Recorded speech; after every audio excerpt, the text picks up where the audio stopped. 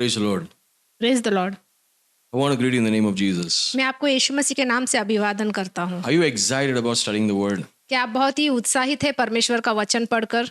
I believe, you are enjoying the study through the Gospel according to Mark. और मैं ये विश्वास करता हूँ कि जब आप मरकुस का पुस्तक का अध्ययन कर रहे हैं, आप बहुत आनंद ले रहे हैं। And take some time to read along with me, or before I come to the particular portion, just read 10 verses, 15 verses before and after. You'll be enjoying the whole study with me. और आप कुछ समय निकालें कि जब मैं आपको अध्ययन कराता हूँ, आप मेरे साथ पढ़े, और हो सके तो आप कुछ पहले समय निकालकर आप जो भी मैं पढ़ाने वाला हूँ उसका अध्ययन करें, और उसके पिछला जो वचन है वो आप अध्ययन करें, और उसके बाद का वचन का आप अध्ययन करें। I hope you've continued from the beginning till now. और मैं उम्मीद करता हूँ कि आपने मेरे साथ मरकुस का पुस्तक को पढ़ा है। If you haven't, if you're joining just today, it's okay. It's great. अगर आपने नहीं किया है, अगर आप पहली बार आज हमें ज्वाइन किया है तो भी अच्छी बात है। I invite you to be part of our study. मैं आपको न्योता देता हूँ कि आप इस मरकुस के पुस्तक का अध्ययन मेरे साथ करें। I'm just going to go through an overview of the first 3 chapters that we have studied so far. और अभी हम जो है पहला मरकुस का पहले से लेके 3 अध्याय तक हम ओवरव्यू करने वाले हैं। You see here, Jesus is referring to a lot of things in parables. और हम देखते हैं कि यीशु मसीह दृष्टांत में बहुत सारे चीजों के बारे में बताते हैं। The last few episodes, if you have seen, it's all about, parables and parables and parables. और पिछले एपिसोड में अगर आपने देखा होगा तो हमने सिर्फ दृष्टांत के ऊपर दृष्टांत के बारे में बात की। And even now, we are going to go into the parables after this. और इसके बाद भी हम फिर से दृष्टांतों में जाएंगे। But if you understand what's the background, or remember what's in the background, then it's good to, you can connect everything together. अगर आपको ये पता चलेगा कि बैकग्राउंड में क्या हो रहा है तो उसकी वजह से आप आगे भी जाके आपको आसानी होगा और आपको समझ में आएगा। We'll go to chapter 1, verse 1 of Mark. और अभी हम मरकुस का अध्याय 1 में पहला वचन में आएंगे। Mark says, the beginning of the gospel of Jesus Christ, the Son of God.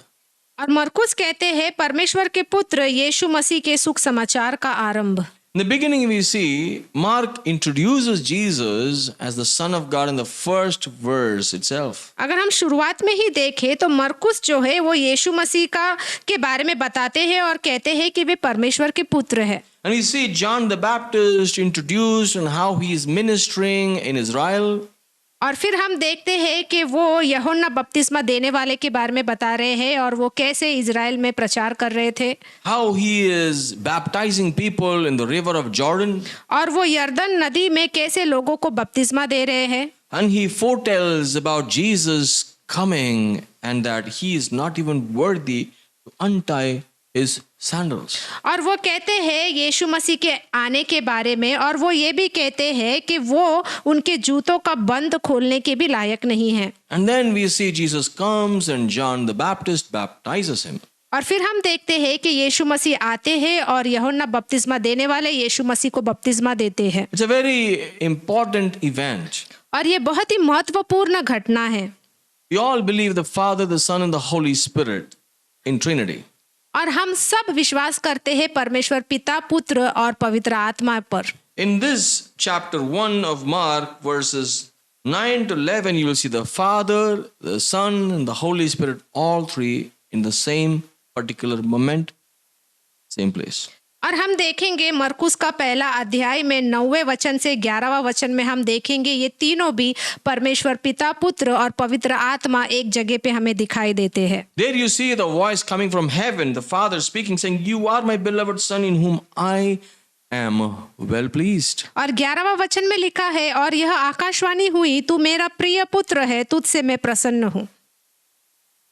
Then Jesus goes into 40 days fasting. और उसके बाद हम देखते हैं यीशु मसीह 40 दिन का उपवास रखते हैं। There Satan tempts Jesus and Jesus responds with the word of God and overcomes Satan's temptations. और वहाँ पे शैतान ने यीशु मसीह की परीक्षा ली, लेकिन यीशु मसीह ने परमेश्वर के वचन के द्वारा जीत हासिल की। And when time is fulfilled, Jesus takes up the ministry and goes out preaching the gospel. और जब समय आ गया तो यीशु मसीह सेवकाई करते हैं और वो बाहर जाके प्रचार करते हैं। And in the gospel, he says, repent, for the kingdom of God is at hand. और वो सुख समाचार बांटते हुए ये कहते हैं कि परमेश्वर का राज्य निकट आ गया है, मन फिराओ Believe in the gospel. और सुख समाचार पर विश्वास करो। What is the gospel? और सुख समाचार क्या है? God remembers you. कि परमेश्वर आपको याद कर रहे हैं। God wants you in heaven. परमेश्वर चाहते हैं कि आप स्वर्ग में आए। God has made a way where seems to be no way for you to go to heaven. और परमेश्वर ने आपके लिए वो रास्ता बनाया है जहाँ पे आपको लगता है कोई रास्ता नहीं है। That way is Jesus. और वो रास्ता है यीशु मसीह। And God opened a way for you by finishing all the work that you and I are supposed to do. और परमेश्वर ने वो सब कुछ काम को पूरा किया और वो हमारे लिए आसान कर दिया जो कुछ आपको और मुझे करना चाहिए था। Jesus took up the cross in your place and my place. यीशु मसीह ने क्रूस लिया, वो क्रूस हमें लेना चाहिए था। It is the shame of all the sins we have committed that he took upon himself. और वो सारा शर्म है जो हमने हमारे पापों के द्वारा किया, लेकिन वो सारा पाप यीशु मसीह ने अपने ऊपर लिया। And he died on the cross for us, which is supposed to be our death. और वो हमारे लिए क्रूस पर मरे, लेकिन हमें क्रूस पर होना चाहिए था। He saved us by sacrificing himself. और उन्होंने हमें बचाया अपने आप को बलिदान देकर। We just have to believe. बस हमें विश्वास करना है This is the good news. और यही सुख समाचार है। All we have to do is just believe in this good news that God has given you and me. और आपको बस विश्वास करना है कि जो भी परमेश्वर ने आपके लिए और मेरे लिए किया है। And then we go on to see Jesus goes and calls to himself a few disciples. और उसके बाद हम देखते हैं कि यीशु मसीह कुछ लोगों को बुलाते हैं और उन्हें चेला करके बुलाते हैं। And most of them are fishermen. और बहुत से जो लोग हैं वो मछुआरे हैं। How many of you would like to put your hands around fishermen and walk around, enjoy and have fun? कितने लोगों को मछुआरों को ऐसे हाथ लगा के उन्हें उनके साथ आप आनंद लेना चाहोगे? Everybody wants to just hang out with cool people with nice clothes, fashionable, trendy, nice cars, nice locations. और आजकल जो लोगों को है अच्छे दोस्त चाहिए, जिनके पास अच्छे कार हो, जो अच्छा कपड़ा पहनते हो, जिनके पास सब कुछ हो, उनका हम दोस्त बनना चाहते हैं। Today people want to become friends in Instagram, Facebook and so many places with people whom they don't even know about. और आजकल ऐसा हो गया है कि हमें जो है हम ऐसे लोगों के दोस्त बन जाते हैं जो हमारे इंस्टाग्राम में है, फेसबुक में है, जिनको हम जानते भी नहीं।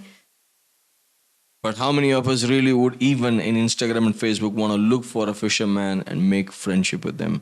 लेकिन कितने लोग ऐसे हैं जो मछुआरों को ढूंढेंगे, जो फेसबुक में है, इंस्टाग्राम में है और उनके दोस्त बनेंगे। And Jesus called them to follow him. और यीशु मसीह उन्हें कहते हैं कि तुम मेरे पीछे हो लो। It's interesting how after that we see Jesus goes out and casts out the demon out of a man. कैसे यीशु मसीह एक दुष्ट आत्मा ग्रस्त व्यक्ति को चंगा करता है।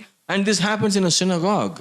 और ये आराधनालय में हुआ। And Jesus did that on the Sabbath day. और यीशु मसीह ने ये सब्त के दिन किया। The Pharisees have taught that you should not do any work on the Sabbath day. और फरीसी लोगों ने यही सिखाया कि सब्त के दिन में तुम्हें कोई काम नहीं करना चाहिए। And Jesus heals. और लेकिन यीशु मसीह ने यहाँ पे चंगाई दी। You're upset.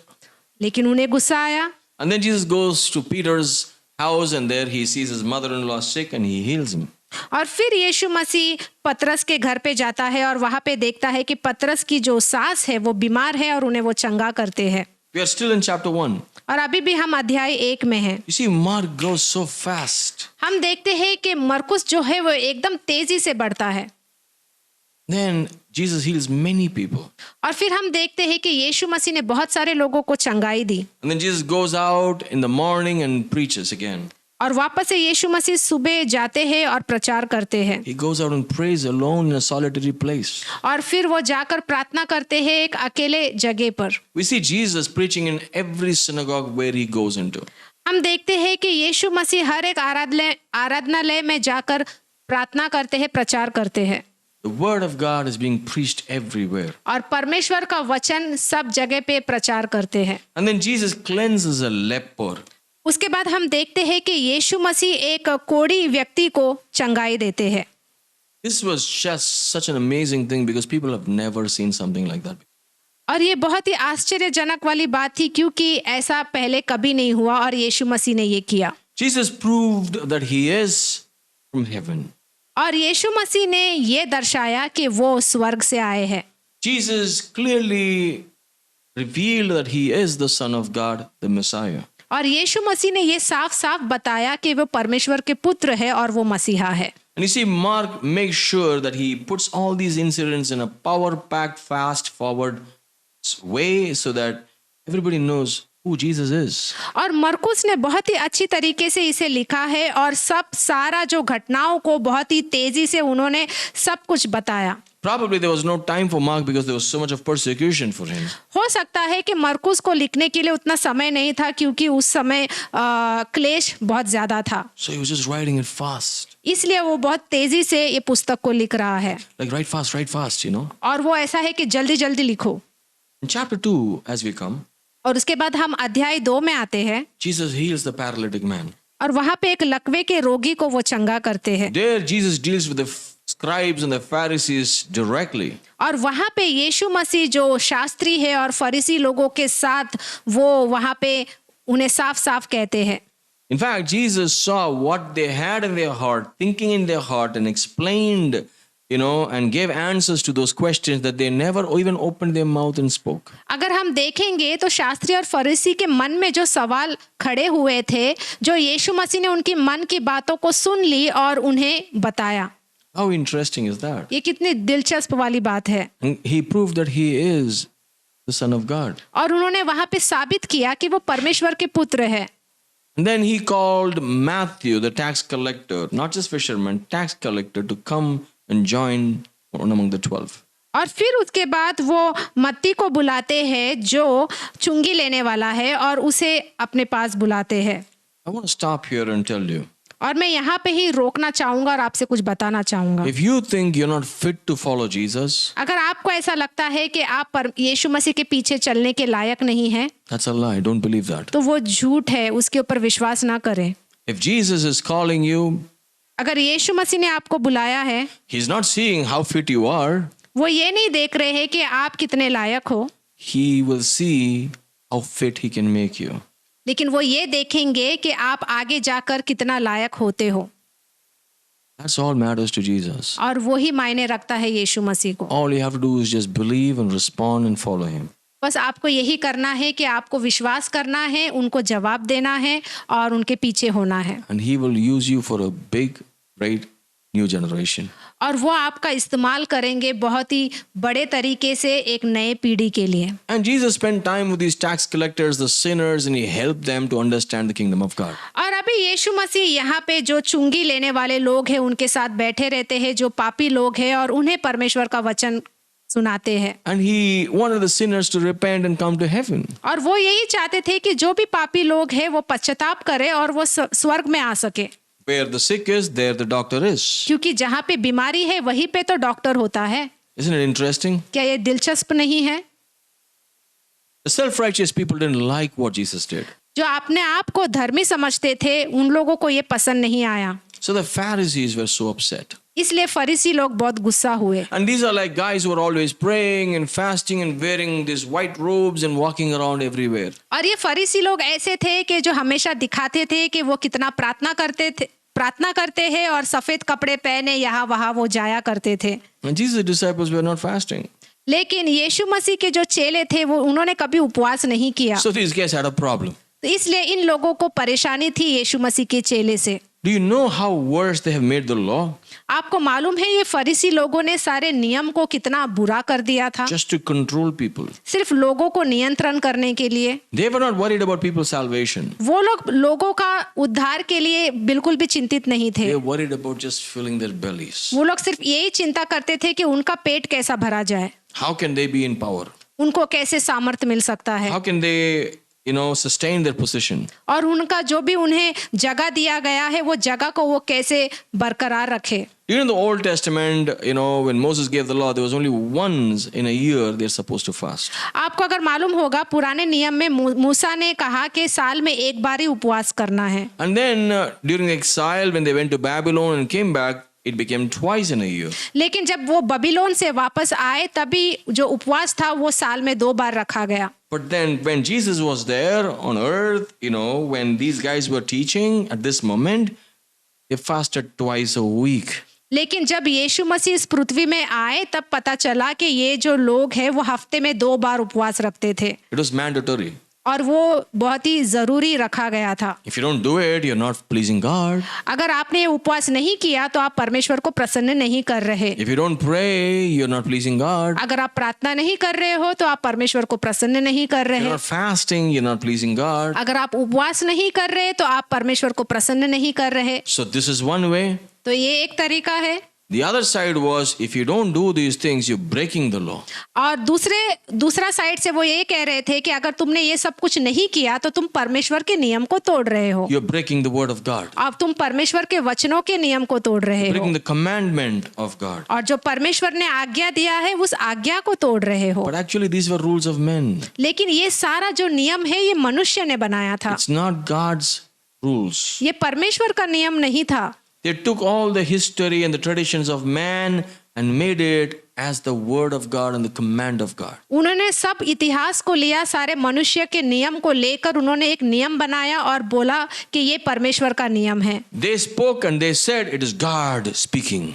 उन्होंने कहा और उन्होंने बोला और वो बोल रहे थे कि ये परमेश्वर बोल रहे हैं। So now Jesus is standing there and opposing all these wrong ideas of religion. और अभी यीशु मसीह वहां पे खड़े हैं और वो उनके खिलाफ खड़े होकर बोल रहे हैं कि ये सब कुछ गलत है। And then Jesus explains how he is the Lord of the Sabbath. और फिर यीशु मसीह सिखाते हैं कि वो कैसे सब्त के प्रभु है। So yes, on the day of the Sabbath, we should worship God and enjoy the day with God. हाँ जरूर, सब्त के दिन में तुम्हें परमेश्वर का आराधना करना है, परमेश्वर के साथ वो आनंद लेना है। You can have fun, you can eat food.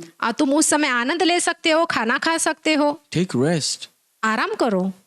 That's the idea. और वही सोच था। But these guys took the word take rest as no work.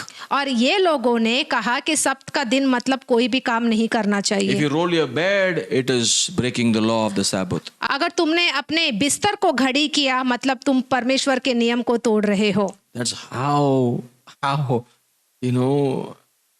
ridiculous their idea of the law was. और इतना बुरा था उनका सोच। Then Jesus comes again on the Sabbath and heals. और फिर वापस से यीशु मसीह सब्त के दिन में आके चंगाई देते हैं। That too on the synagogue when a man had a withered hand. और वो भी आराधनालय में जहाँ पे एक मनुष्य का हाथ सूख गया था। Now people comes to know about this. और अभी लोगों को पता चल गया। A lot of excitement. बहुत से उत्साह वहाँ पे हो रहा है। So people come from everywhere. सब लोग सब जगह से आ रहे हैं। And there are evil spirits running away, evil spirits being cast out, all of them crying, saying, "You are the Son of God." और सारा दुष्ट आत्माएं देखकर भाग रहे हैं और वो यीशु मसीह को बोल रहे हैं कि तू परमेश्वर का पुत्र है। Then Jesus picks up 12 men. और उसके बाद यीशु मसीह 12 प्रेरितों को नियुक्त करते हैं। And then he sends them out to preach. और उन्हें बाहर भेजते हैं प्रचार करने के लिए। He's preparing them. और वो उन्हें तैयार कर रहे हैं। And then basically Jesus talks about how Satan is troubled with all the work that Jesus is doing. और फिर यीशु मसीह कह रहे हैं कि कैसे जो शैतान है उसे मुश्किल हो रहा है जो कुछ भी यीशु मसीह प्रचार कर रहे हैं। And we see very clearly from chapter 3 verse 20 onwards that his own family is not supporting what he's doing. और फिर हम तीसरे अध्याय में 21वां वचन में देखते हैं कि उनके खुद के परिवार वाले यीशु मसीह को नकारते हैं। You understand? आपको समझ आ रहा है? Sounds similar? क्या आपको ऐसा ही लग रहा है? आपके साथ भी ऐसा ही हो रहा है? You see, this is exactly what Jesus faced. और यही यीशु मसीह के साथ हुआ। In fact, the scribes and the Pharisees called Jesus to be Satan. और अगर हम देखेंगे जो फरीसी लोग और शास्त्री लोगों ने ये भी कह दिया कि यीशु मसीह के अंदर शैतान है। How dangerous. ये कितना खतरनाक साबित हो सकता है। That's when Jesus explains the unpardonable sin, the sin that you commit, an eternal death. You cannot grieve the Holy Spirit. और फिर यीशु मसीह उन्हें कहते हैं कि जो कोई भी पवित्र आत्मा के विरुद्ध निंदा करे उन्हें कभी भी क्षमा नहीं किया जाएगा क्योंकि वो अनंत काल तक वो नरक में रहेंगे। And then we come to the place where Jesus' mother and brothers, we see in verse 31 onwards in chapter 3 of Mark, coming and standing outside, and Jesus is telling them, everybody who is the real family of Jesus. और फिर यीशु की माता और भाई बाहर खड़े होते हैं, यीशु मसीह का इंतजार करते हैं, वो उन्हें बुलाते हैं और फिर यीशु मसीह जवाब देते हैं कि कैसे सब लोग जो भी परमेश्वर का इच्छा पर चलते हैं वो ही उनका परिवार है। He says clearly, whoever does the will of God is my brother, my sister, and my mother. और वो साफ साफ कहते हैं कि जो कोई भी परमेश्वर की इच्छा पर चलता है वही मेरा भाई, बहन और माता है। See, in a family, the brother, the sister, the son, the daughter, the wife, everybody has to listen to the father, isn't it? अगर आप परिवार में देखें, जो माता है या तो फिर भाई बहन, सबको पिता का सुनना पड़ता है। The Father God speaks, and whoever listens to the will of the Father, they are actually the true brothers of the Son of God. जब परमेश्वर पिता बात करता है और जो कोई भी उनके बातों को सुनता है, जो माँ है, जो बहन है, जो भाई है और उनकी इच्छा के अनुसार चलता है, वो ही परिवार है। You understand? क्या आपको समझ आ रहा है? The spiritual family is that which follows the will of God. और आत्मिक परिवार वही है जो परमेश्वर पिता की इच्छा के अनुसार चलता है। And then we come to chapter 4. और उसके बाद हम चौथे अध्याय में आते हैं। Verses 1 to 20 is very clear about how Jesus is looking for the heart. और उसमें 1 से 20 वचन में हम देख सकते हैं यीशु मसीह कह रहे हैं दिल की स्थिति के बारे में। There we see Jesus talking in parables. और वहां पे हम देखते हैं कि यीशु मसीह दृष्टांतों में बात कर रहे The हैं। beautiful beach location Jesus is preaching. और वहां पे यीशु मसीह एक झील के किनारे बहुत ही सुंदर जगह पे वो प्रचार कर रहे हैं, Like Goa. गोवा की तरह। So he's preaching sitting on a boat. और वहां पे वो प्रचार कर रहे हैं एक नाव में बैठकर। And people standing on the beach and sitting around and listening. और वहां पे सब लोग झील के किनारे बैठकर सुन रहे हैं। And he's explaining how the kingdom of God is like a steadily and slowly, simply growing in secret. और वो वहां पे परमेश्वर के राज्य के बारे में बता रहे हैं कि परमेश्वर का राज्य धीरे धीरे कैसे बढ़ता है। And people are expecting for a kingdom of God that will come and turn upside down or take over the kingdom of Herod. और लोग यही सोच रहे थे कि परमेश्वर का राज्य ऐसा होगा कि वो जो हेरोद जो राजा है उसको निकाल कर यीशु मसीह राजा बनेंगे। That's exactly what they expected. और यही वो उम्मीद कर रहे हैं। But Jesus said, no, that's not what is going to be the kingdom of God. लेकिन यीशु मसीह कह रहे हैं कि नहीं, ऐसा परमेश्वर का राज्य नहीं होने वाला। I'm not bringing you or giving you the political power. I'm going to give you the power of God, the kingdom of God. और यीशु मसीह साफ साफ कह रहे हैं कि मैं राजनीति ताकत लेकर यहाँ पे नहीं आया हूँ, लेकिन परमेश्वर का राज्य को लेकर आया हूँ। And he clearly says the kingdom of God is about hearts that are willing to receive and obediently follow after. और उन्होंने साफ साफ कहा कि परमेश्वर का राज्य ऐसा होगा जो परमेश्वर के वचन को ग्रहण करेगा, उसे अपनाएगा और अपने दिल को तैयार करेगा, वही है परमेश्वर का राज्य। And he speaks to everyone in parables. और वो सबसे दृष्टांतों में उन्होंने बात की। I mean, his own close circle, people like the 12 apostles and the disciples come and ask him, he explains to them. लेकिन जो भी उनके करीबी लोग थे, जैसे कि उनके चेले और जो कोई भी उनके पीछे चलते थे, उनसे उन्होंने समझाया उस दृष्टांतों का मतलब। He clearly says, if your heart is right, you will bear fruit. और उन्होंने साफ साफ कहा कि जिनका दिल सही है वो लोग फल लेकर आएंगे। If your heart is not right, you won't be able to bear fruit. लेकिन अगर तुम्हारा दिल सही नहीं है तो तुम सही फल नहीं ले पाओगे। If you are not walking in the way God wants you to walk, अगर जैसे परमेश्वर चाहते हैं वैसे अगर तुम नहीं चल रहे, if you don't read the word of God and follow it, अगर तुम परमेश्वर का वचन पढ़ते हो लेकिन उसके पीछे नहीं चलते, if you don't understand God and your relationship with the Son of God, then you will never bear fruit. आप कभी भी परमेश्वर को नहीं समझ पा रहे हो या परमेश्वर के पुत्र यीशु मसीह को नहीं समझ पा रहे हो तो तुम फल नहीं लेकर आ पाओगे। And if your heart is like a rock, there is no place for God in it. अगर तुम्हारा दिल पत्थर जैसा है तो वहां पे परमेश्वर के लिए कोई जगह नहीं है। There's no place for the word of God to take root in your heart. तो वहां पे उस परमेश्वर का वचन भी नहीं जा सकता क्योंकि वहां पे जड़ ही नहीं है। You can't say, why am I like this? Why am I not growing? आप ऐसा नहीं बोल सकते कि मैं ऐसा क्यों हूँ या फिर मैं बढ़ क्यों नहीं रहा। I don't know what's happening. मुझे नहीं मालूम क्या हो रहा है। No, that's wrong.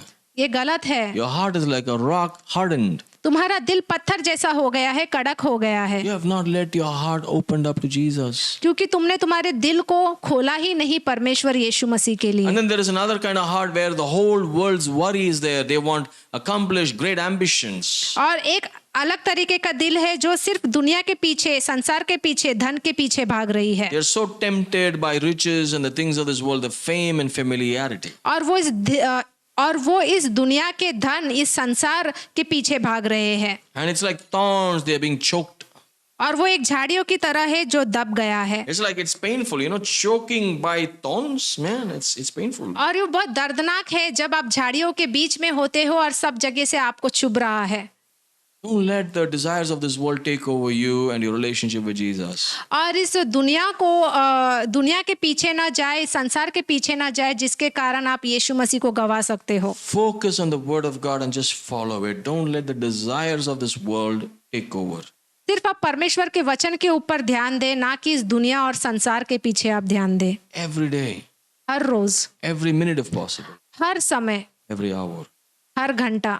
And there are these people who are like standing in the wayside, they're just watching everything and they want this, they want that, they want to experience everything, and their heart is so open for Satan also.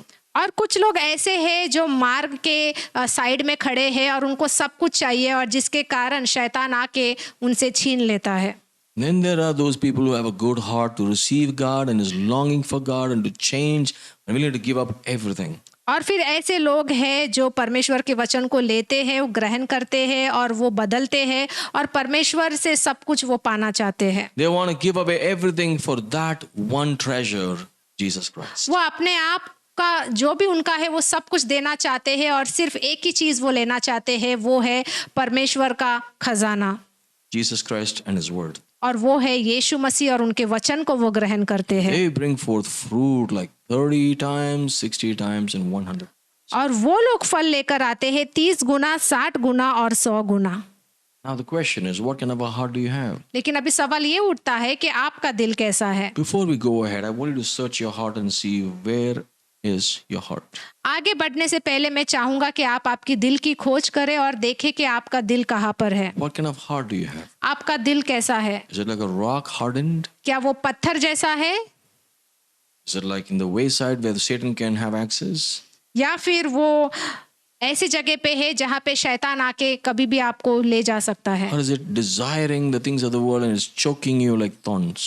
या फिर आपका दिल ऐसे जगह पे है जहाँ पे सिर्फ आप संसार की चिंताओं में और धन के पीछे है, जिसके कारण आप दब गए हो? Take time this day, this night and pray.